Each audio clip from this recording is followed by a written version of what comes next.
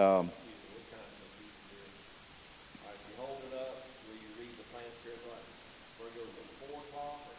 well, I've got her right here. We've got, okay, turn it, rotate it, 90 rotate it. See where it said on the bottom with your left thumb? Yeah. Okay. But this is, we started at Virgo, so it's just easier for me to find her here.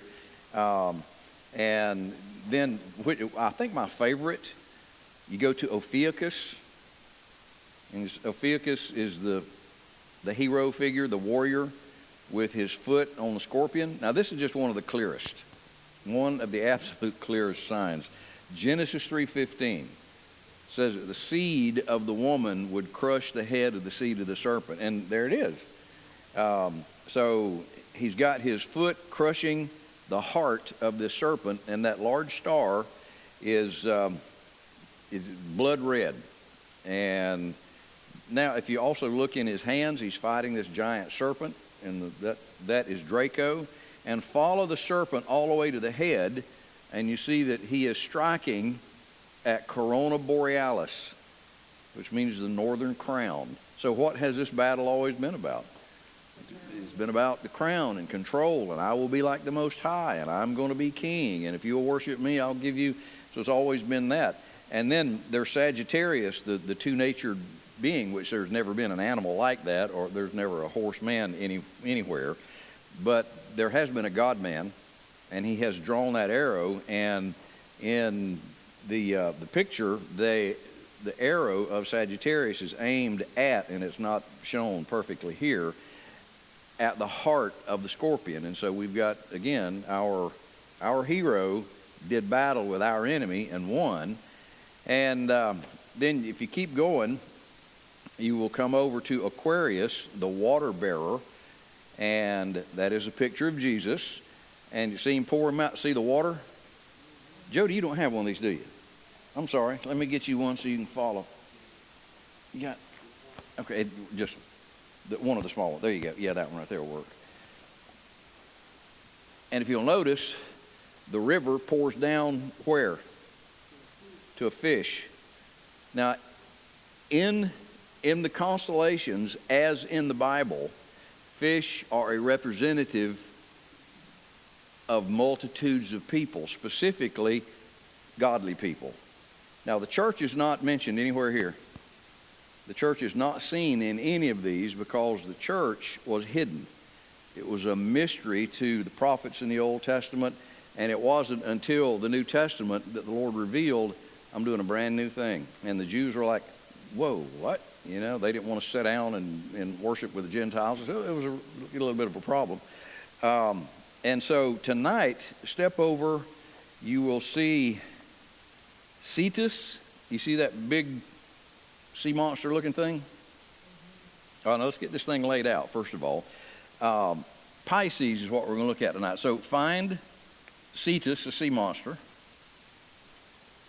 Go to his neck.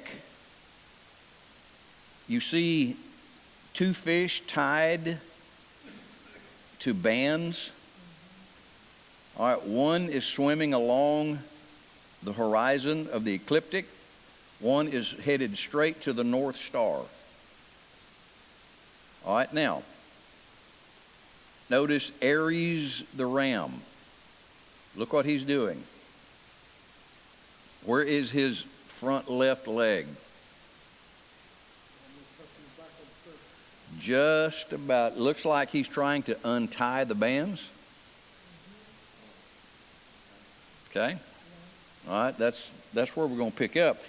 Fish play an important role in the theology and in the economy of the Bible. And Jesus often used them as pictures of multitudes. I think it's a pretty good picture. The picture is given to us in the Old Testament, and we're looking at Pisces and another attendant constellation that we're talking about. The band itself is a constellation. The fish are a constellation. Cetus is a constellation. And Aries is the next major picture that we'll look at. But in this sign, we have two fish going in two completely different directions. Historically, and I've digged into this because it was a little confusing to me at first. Why would there be two fish going in opposite directions? One is horizontal to the ecliptic, or the circle that these stars follow, and the other one is headed directly to the North Star. And every resource that I have been able to locate says the same thing. Historians have always associated Pisces with Israel. This has always been a picture of the Jews. And again, and I've read, I've got some resources that say, well, this is, one of these is the church, and I don't believe that. It is not revealed. If you could get information in the Old Testament about the Redeemer and all that, could you not have also gotten information about the church? Well, the church was not revealed in the Old Testament. And so I reject the idea that these two fish are representative of the church in Israel. I do think that they have a different perspective of the Jews. And that's what we're looking at here.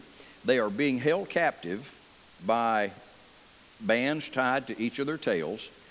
And Cetus, the sea monster, seems to be the gatekeeper here. All right, he's holding them at bay, and they're in arrested motion at this particular moment, restrained from freedom, and he is holding them back from their current destination. Now, Israel has spent many, many, many years under the domination of foreign governments.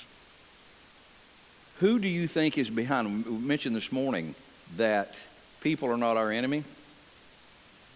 There's something behind the scenes. There's something going on in a dimension that we cannot detect measurably. We can't see it. We can't, touch it or feel it. But is there a dimension beyond the physical dimension? Absolutely, there is. As a matter of fact, the physical dimension that we're living in right now is nothing more than a shadow of the actual reality. And Paul explains it this way, that whatever you can touch is temporal. Whatever you can have contact with in this physical world, temporary. That which is eternal is what? It's invisible. It's unseen. And so the actual reality of things cannot be seen. The shadow of the actual reality is what can be touched and smelled and felt. Talk about humans aren't our enemy. Is that what Paul expressed in Ephesians 6:12? Yeah, that's people are not. But what does Satan want to distract us with? That's your enemy, that guy, that woman, that group, that, you Democrats, you're Republicans, you Democrat, and it's a distraction. And we're easily distracted by things like that. And Israel has had their freedom stolen in the Old Testament. But now here's what happened to Israel. God gave them freedom, gave them the greatest moral, spiritual code in the history of mankind, the law of Moses. Would give them more freedom and blessing. Matter of fact, they had it for a while. And people would look at Israel and say, great day, what kind of a God do they have? And then they would get all enamored with the gods, down the street. And, well, we want somebody like that. We want a God that we can touch. And, and so when that would happen, every time they took their eyes off the Lord and put their eyes on material, physical things, the Lord would bring in an oppressor. And again, we talked about this. God doesn't punish you for your sin. He punishes you with your sin. So what is the result? What is the normal result of living a life that is in violation of the nature of God? What happens when you do that? Out there, there's pain out there. Well, God brought this into my... No, God didn't bring that into your life. He tried to avoid that for you. And so every time I put my finger... and I cut myself with a knife. Well, God shouldn't have made the knife so sharp. I had the choice, right? And so they have been scattered throughout the world. They have been held captive. They've been held prisoner. They have been murdered. They have been slaughtered. They have been kicked from pillar to post. There were thousands that tried to come to the United States. toward the end of World War II, we wouldn't let them in. I don't know if you knew that or not, but we held them off the coast of Florida. Would not let them come into the United States. They have been kicked out of Holland. They have been kicked out of Russia. They have been booted all over the place.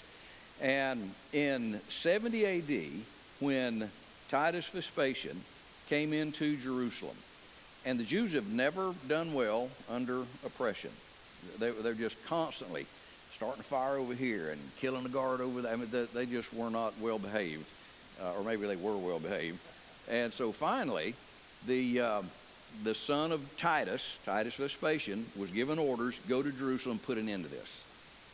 So he marches into Jerusalem and blows it up, just destroys. And the Bible tells us that went everywhere preaching the word, when they were scattered all over the place. But from approximately 70 A.D. to 1948, they had no national homeland. The homeland of the Jew was Russia, Yugoslavia, Albania, Bulgaria, Holland, some in England. They were scattered all over the world. They didn't have a home. And in 1948, under the Balfour Declaration, it was announced that Jerusalem was once again the capital of Israel, and they were given formal recognition in 1948. And so for the first time in real close to 2,000 years, they had a homeland. And that's caused all kinds of trouble worldwide. And so they've had this band around their neck. Now, in the nation of Israel, in the Old Testament now, and this is basically what we're looking at here, there have always been those who have had a godly, righteous faith. There are those that have always understood the sacrificial system, the Levitical economy in the Old Testament was just a picture. And there were those that understood that. Every lamb that was slaughtered was a picture of Jesus, and they knew that. Others thought, this lamb is what makes me righteous. Killing these animals is what God wants. This is what he expects of us. And so they missed it. And so they were very much tied to the earth. And even in the New Testament, what did many of the Jews still remain anchored to? The law of Moses. They thought you had to be circumcised. They thought you had to follow the law of Moses. And then there were those Jews that accepted the Messiah as for who he was. And so we've got two divisions of the Jewish people. There are those that tonight, most of them tonight, as a matter of fact, are still swimming along the horizon of this world. Many of them are atheists. They have been so abused that they don't believe there's a God. There are those that are absolutely opposed to the fact that Jesus is the Son of God, and y'all are aware of that. And then there are Messianic Jews.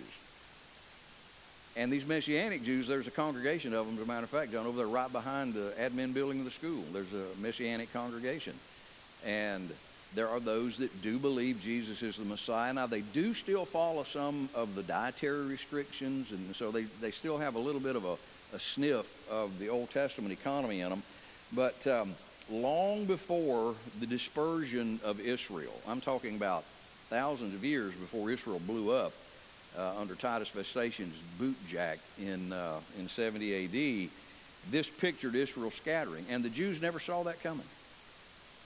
They never saw, well, no, we're God's people. We're sons of Abraham. You don't mess with us, And it's kind of like us. Well, we're Americans. And you see that flag over there? You know what that flag stands for? And so we've got this kind of a national pride about us that we can do anything, and somehow God is bound by our Constitution to bless us. And that's a frightening thing to me. God looks at the heart of a people, not their national symbols.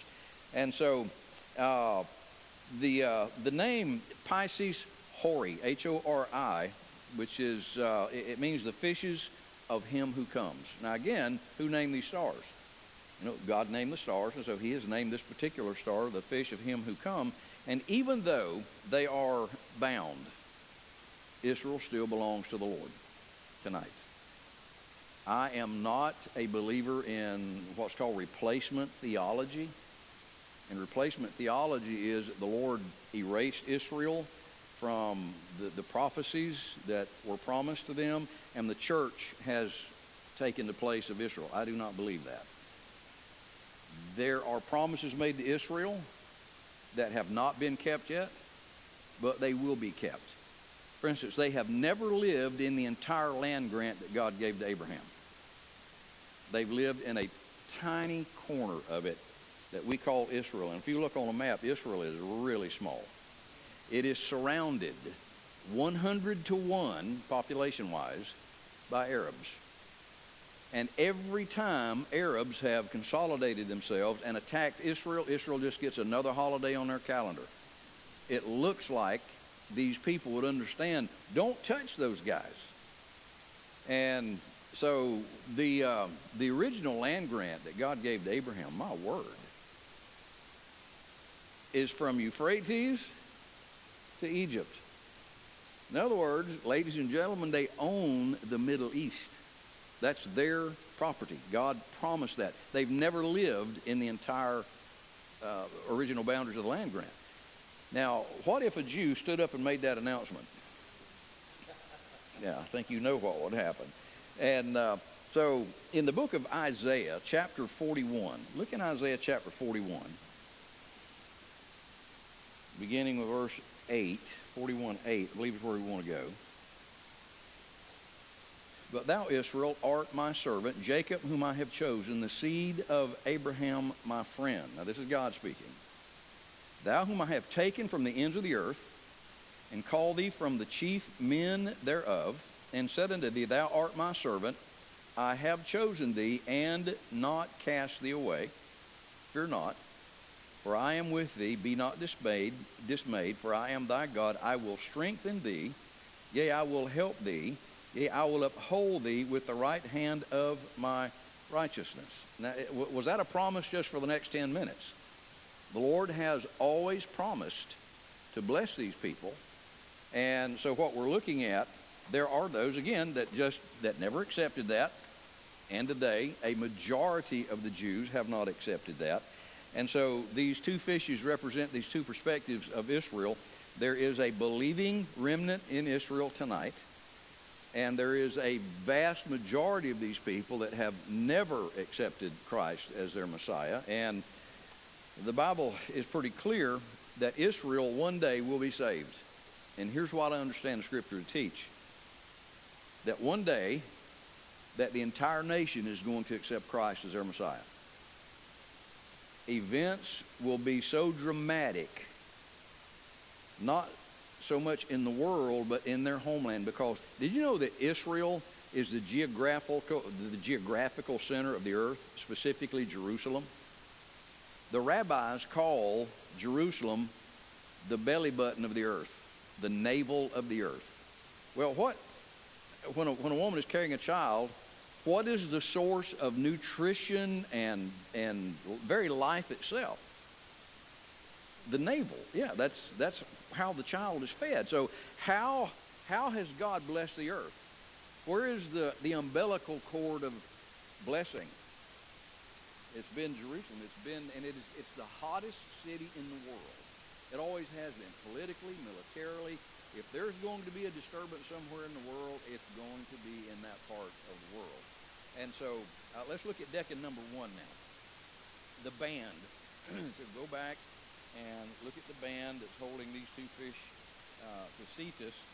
And there's a star in the neck of Cetus called Al-Risha. And that means the band or the bridle or the chain. And the blessing of Israel. Why is Israel not being blessed tonight? The way the promises read in Scripture. Because they have not accepted their Redeemer yet.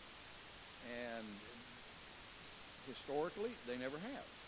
And so they've been under this bridle, basically, of Gentile domination. And we live in a time now that Daniel calls what? The times of the Gentiles. And so right now, we're functioning under those times. And the front foot of Aries. Now look at the lamb, or the ram. Aries. There we go.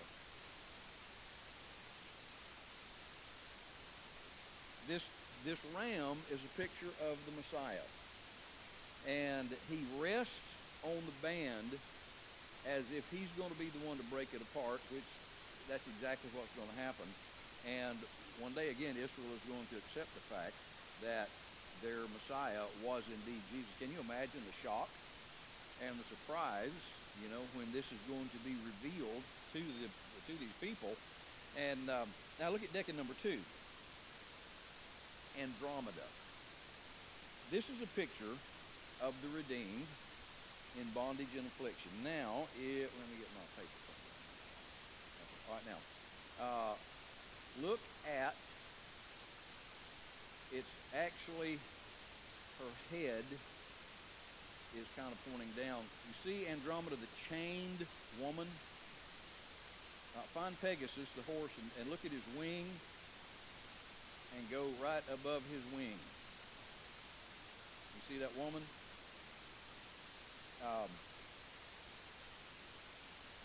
During November and December, she can be seen at the latitude of London and New York. And her head is at the wing of Pegasus, and her feet are at Perseus, her deliverer. And the Greek poet Aratus said this 400 years before Christ was born, so about 400 BC. He said, her feet point to her bridegroom, Perseus, on whose shoulder they rest. And so even secular historians recognize the validity of this story and how Israel figures heavily in what's going on here. And so here's a woman that is chained to the heavens. She's a prisoner.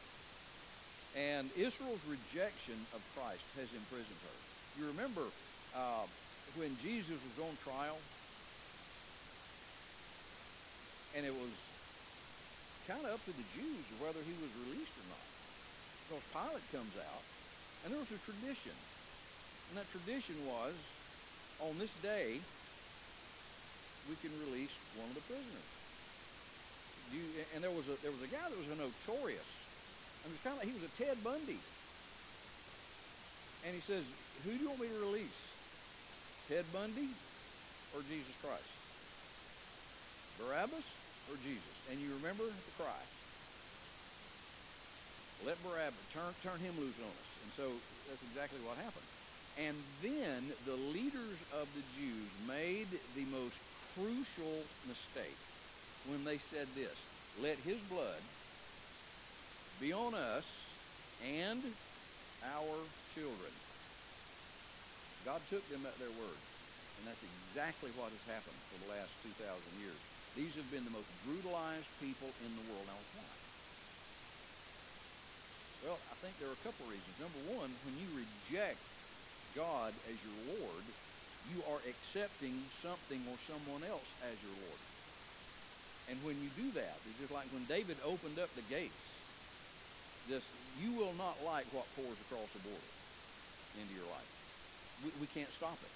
I mean, we can make our decisions, but guess what? You have no control over the consequences of your decision. Exactly right. You can choose to do this. What you can't choose is what happens when you choose to do that. And we do. And I don't, why are we surprised when we make these choices that violate God's purpose for our life and it blows up? Why are we shocked at that? Well, I think people are shocked. People that don't know the Bible, first of all, should be shocked because they don't have any concept at all of how God works in life, but this is how he works. And so Andromeda, by the way, means the chained. And so here is Israel, chained to the heavens, and the star Alpharaz means the broken down, and that's in her head. I don't know if you can see that or not, but okay, yeah, that bright star in her head means the broken down. Meroch, which is in her body, means the weak, the W-E-A-K. And a star in her left foot means struck down. And so the names of these stars tell you what this sign is about. In Isaiah chapter 51, look in Isaiah 51, verse 21, therefore, hear now this, thou afflicted and drunken, but not with wine. Thus saith the Lord and thy God that pleadeth the cause of his people. Behold, I have taken out of thine hand the cup of trembling, even the dregs of the cup of my fury. Thou shalt no more drink it again, but I will put into the hand of them that afflict thee, which have said to thy soul, bow down, that we may go over. And thou hast laid thy body as the ground and as the street to them that went over. And he talks about how they have been used as a doormat through the years. And they have been imprisoned, not only physically, but spiritually. And so here's a picture of what's going on. Look in the book of Jeremiah, chapter 14, verse 17. Jeremiah 14.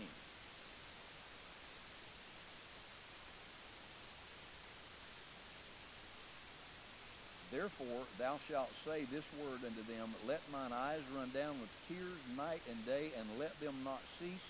For the virgin daughter of my people is broken with a great breach, with a very grievous blow. And so again, what has been the history of Israel through the years? It's been brokenness, death, imprisonment, loss, diminishment. They've been the punching bag of people all over the world as long as they've been basically in existence. And so the decan number 2 then is Andromeda, this chained woman. Now, decan number 3, sharing the North Pole with Ursa Minor, is Cephas. And this is a king sitting near his wife. His foot is on the pole star itself. So this is the center of the universe here. His head is marked by a small triangle of stars. He's crowned. He has a crown on. And he is the deliverer of this chained woman. The Egyptians call this guy Pekuhor. And Pekuhor means the ruler that comes. And so there have been, as a matter of fact, most of the interpretation of this sign that we've got here has been from non-Jewish sources. Every culture in the world understands. As a matter of fact, every culture has a story about this. It's just like every culture has a flood story. And you read the details of it, and the details of their flood stories they get a little sketchy. But it always boils down to this. There is a righteous man, and his name is not always Noah, but that doesn't matter. You understand here, the details are what are important. There was a man who was a godly man, a righteous man, according to that culture's God. He built a boat. He got animals in his family in this boat, and the god or gods, whoever they were in that culture, flooded the earth. This man and his family and the animals were saved. Now, we know this, that in mythology, if there is a belief that is pandemic enough, that is in enough culture, this particular thing is believed in cultures, you can trace that back to an actual historical event. So if every culture in the world, the Chinese have one, they celebrate it every year. The Egyptians have one, and of course many of the civilizations that have gone out of existence, they have this flood story. The Bible is the source of the actual story that was a historical event. And so we had Noah, had his family, got the animals, put them on the ark 2 by 2, except the clean, and he had 7 pairs of those, and they were in the ark for 1 year. 1 whole year. And I personally think that the animals were put in a hibernated state. I don't think the animals were running around. I mean, what's an animal going to do for a year? Plus the food, and the waste and all that kind of stuff, I think would have been a kind of a problem. But I think they were in a hibernative state and probably were babies. It just makes sense to me. I could be wrong about this.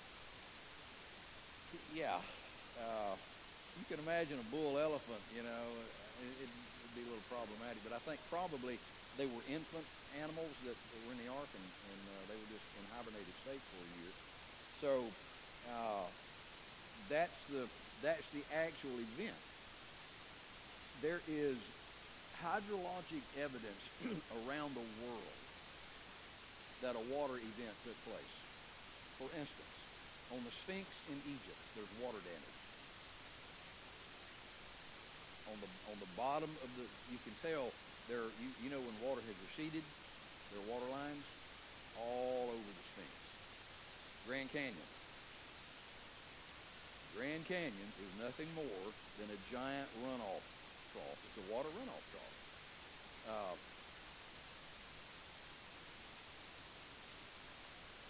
Yes, sir?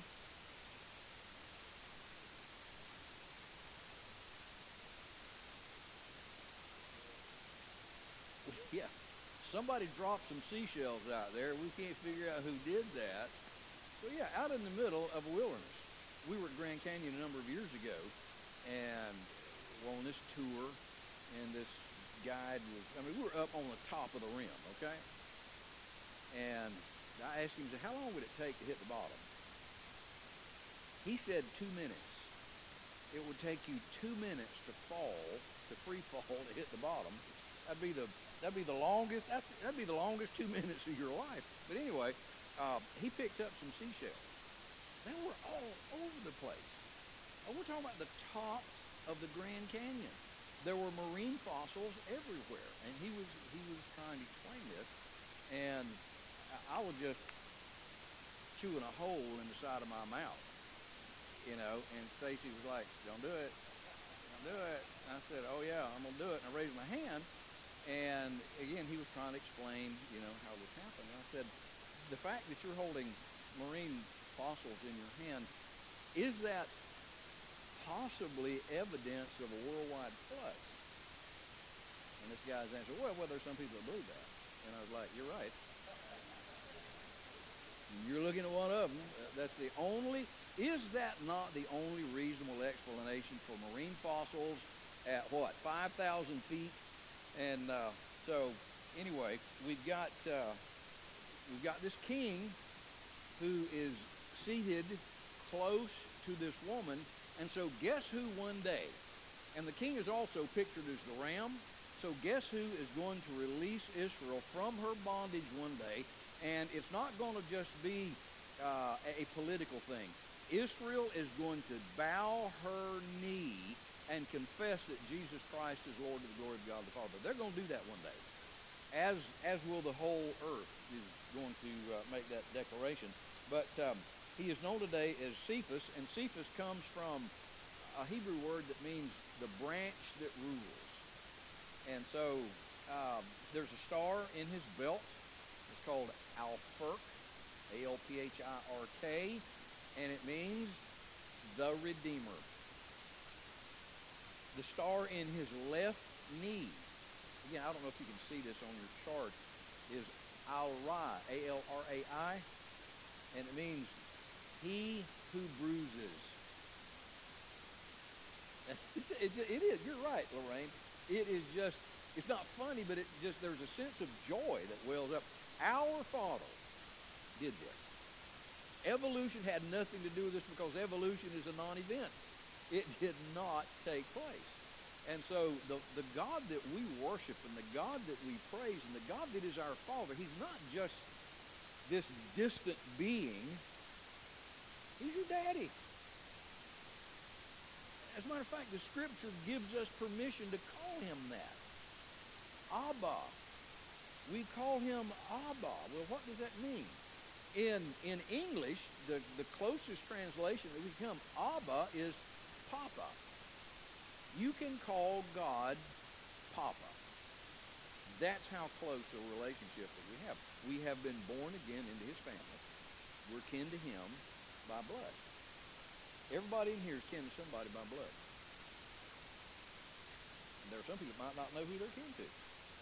Maybe they were adopted as an infant and they've not found out who gave them birth. They don't know who their birth mother is. But everybody in here has the blood of somebody.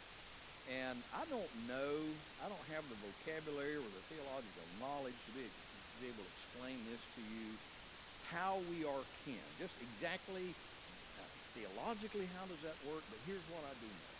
When an individual comes to the point in their life when they recognize that they're separated, isolated, distanced from God, not by what they do, but what they are. And this is the problem with mankind.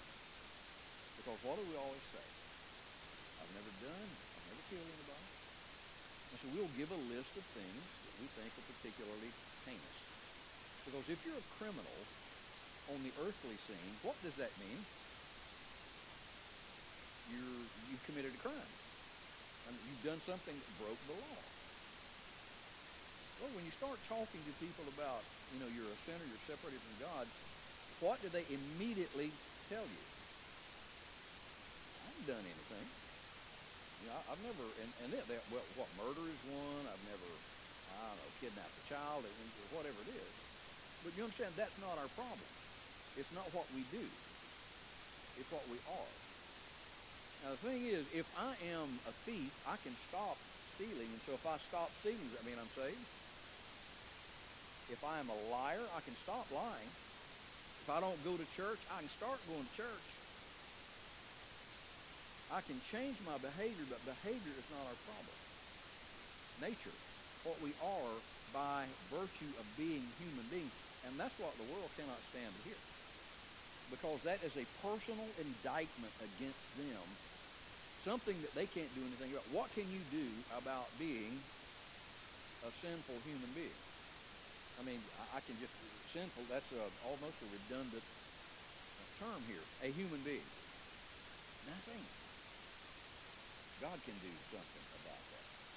And it happens the moment that I recognize I'm a sinful human being. And that's what this story is all about. It tells us about the Redeemer who came. It even tells us how he did it. And he tells what's going to happen when he comes back. And we're going to look at the ship. Have you ever seen the movie Jason and the Argonauts? Many years ago. Did you know that came from this right here? You know who Jason was a picture of? And the Argonaut, the big boat that's we've got that big boat right here. We've got Jesus and the Argonauts. Christ is coming back, and he's going to rescue his people from this dimension, from this planet, and we're going to go home. We're going to the house. And so we're not homeless, we're pilgrims. The difference between a homeless guy and a pilgrim, a homeless man has no home. A pilgrim is going home. And so just in the days that we live, and I know they're horrible, they're awful, people are killing people in the streets, and all the crime and everything, and it's just like, good night. Temporary. We're just ambassadors on a temporary assignment here, and we're going home. And so the Lord can't, again, God is legally bound to his word. He is legally bound to his word. And in theology, we studied that there are two kinds of revelation. There's natural revelation and special revelation. This is natural revelation. This just happens. God created this. And he has put in visual form what he later put in verbal form. This is the same story. This is the exact same story. But now, this book has not gotten into every hand on earth. Not every people group in the world has had a missionary come and preach the gospel to them. There are people tonight that have never heard the story of Jesus. But tell me where a people group is that has never seen the stars. Psalm 19 says it. The heavens declare the glory of God, the firmament showeth his handiwork. Day unto day uttereth speech, and night unto night showeth knowledge. There is no speech, it's not verbal, but their line has gone out through all the earth. So has God left himself without witness? No. And it is my very deep conviction for the 2,500 years between Adam and Moses, there was no written record. There was no, in the beginning God created heaven and earth. It didn't exist. So for 2,500 years, did people know there was a God? Yes. It was it was more distributed. It was highly distributed every night. This could be seen from any perspective on the planet. You can see this. And so right now, it seems as though Cephas is winning this battle. It just seems like that Satan has the world in his grip, and it's just always going to be that way. It's not. All right, we're looking at a very temporary situation, and what I mean by temporary is just brief. It's been like 6,000 years. We think the earth is about 6,000 years old. That's not necessarily what I call temporary. But keep in mind that a day with the Lord is as 1,000 years, and 1,000 years is as a day. Now that's not an equation for measuring time. In other words, if you see in the Bible somewhere that this lasted a day, well, that's actually 1,000 years. No, it's not. It's a day. What that is, it's a comparison of how. Well, well, it's not important to God. A day is like 1,000 years. 1,000 years is like a day. And so it just lets you know how absolutely unimportant time and our keeping of time is to God. He doesn't look at time the way we do. And so anyway, he is the ruler, Jesus. He's the ruler. He's the branch. He's the king. He is the redeemer who is on his way back. Now, I don't know when. In Jewish culture, when a young man and a young woman were, and the word is betrothed, we don't use that word today, but it means engaged. When they were engaged, they were married. And basically the only thing that was restricted to them was the physical union. They could not do that. As a matter of fact, from the day of their betrothal until the day that the father of the groom said, go get your bride, they didn't even see each other. And that was up to a year. And what was going on, the boy was back at the daddy's house building an extension onto his father. He was building a house. In his father's house, there would be many rooms. If that weren't true, I wouldn't have told you. And so the Jewish wedding procedure was a picture of the second coming of Christ. And so the boy didn't even know when he was coming back to get his woman. That wasn't his decision. And what did Jesus say? Nobody knows the day nor the hour. I don't even know, but my Father in heaven knows. And so the son would work and work and work and work and work, and he's building this house for his bride. And finally one day, the father would say to the son, go get her. And normally, it was around midnight. So it was dark as a tomb, and this guy would get his friends, and they would have torches and horns. And they would walk through the street, blowing these horns, carrying these torches, and the groom would holler, behold, the bridegroom cometh. That's what he would say. And this woman did not know when he was coming to get her, so basically she lived in her wedding dress. So she was prepared when he came. She was already ready. Folks, Jesus is on his way. And Scripture tells us that one day, the last trump, and he's going to say, go get your bride. And so if you want to get some, matter of fact, maybe we'll study that. How that was just such a picture of the second coming of Jesus. It's just exciting that God has not left us to guess. He's not left us to try to piece this thing together with our own imagination. He's just been very, very elementary with us, and I need that, and so I'm grateful for that. All right, any question? Yes, ma'am.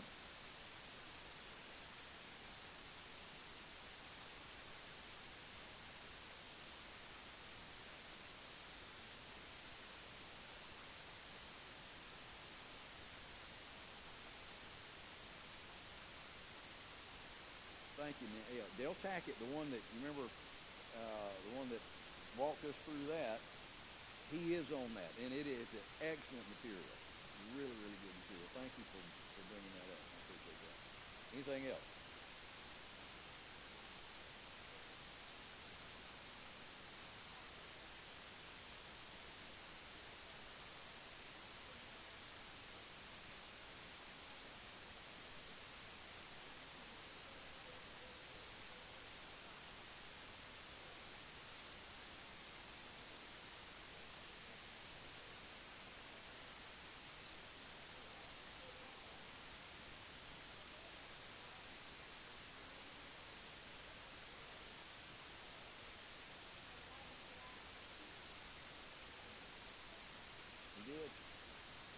it's not going to fail. You're exactly right. All right, yes, sir.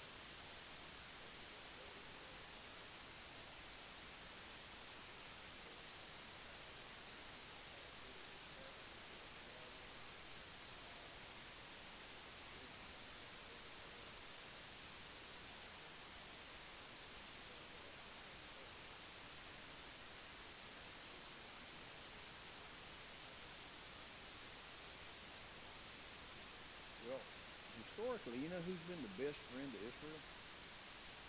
Christians. And we have, in this country, historically, has been the greatest ally that Israel has ever had. Now, why? Because historically, we have had a very strong Christian influence in this country. And so you watch the guy or the gal that wants to distance us from Israel. You keep your eye on, that's a dangerous individual.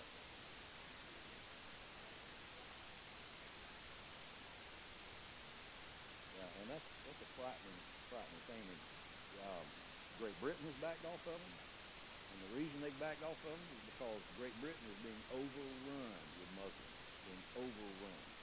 Europe is collapsing under the boot of Islamic rising, and so we're getting real shaky, at least right now. So we need to pray that we'll always be a friend of Israel. All right, y'all ready to go to the house? Thank y'all for being here. God bless your hearts. I love you and I appreciate you. Hope y'all will have a wonderful week, and we'll see you guys Tuesday night. So what y'all got going on this week? You know, at this age, maybe I ought to ask, what doctor's appointments do we have this week? You got one right here. All right, welcome to the club.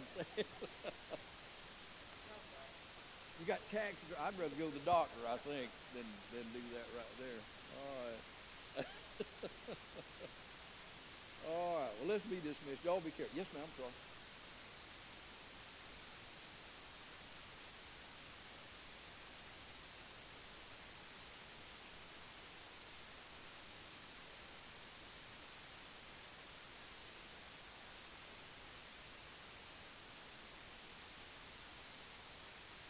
I'm sorry for that.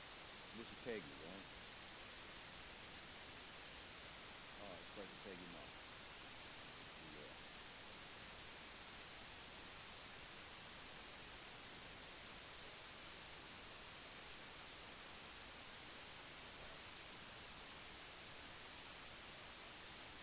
All right.